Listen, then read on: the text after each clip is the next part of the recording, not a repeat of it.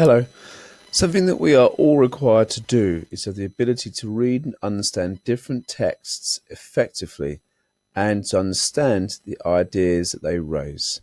Normally, ideas within a text are raised in a manner which makes the point pretty easy to identify. But what tips are available to ensure that you are able to do this every single time? Well, first of all, think about the topic sentences. So this is normally the first sentence in a paragraph, which indicates what the paragraph will be about. So for example, you might read something like this. This isn't the only reason revision is important. Another reason why it's important is that it helps you avoid disaster. So you can see there are two things happening at the start of this paragraph. The first sentence is linking one paragraph to another, the one above, whilst our second paragraph is indicating what the rest of the paragraph will be about as we move forward, helping us to identify the key information. You should also think about time connectives. So there are a number of different time connectives that writers will use to identify the order of something.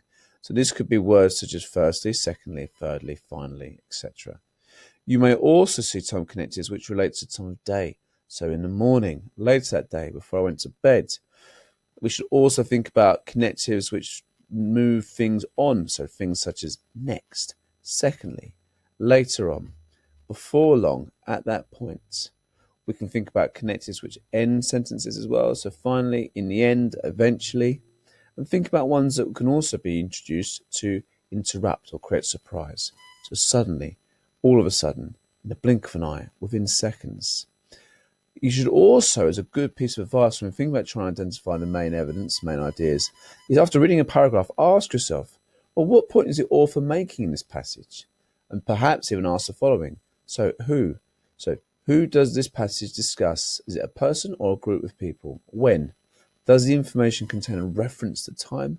Where? Does the text name a place? Why? Do you find a reasonable explanation for something that's happened? All of those questions, active reading, will enable you to understand and identify key ideas. So remember, practice is the main way in which we're able to do this effectively. So it's now time for you to go away and practice. Good luck.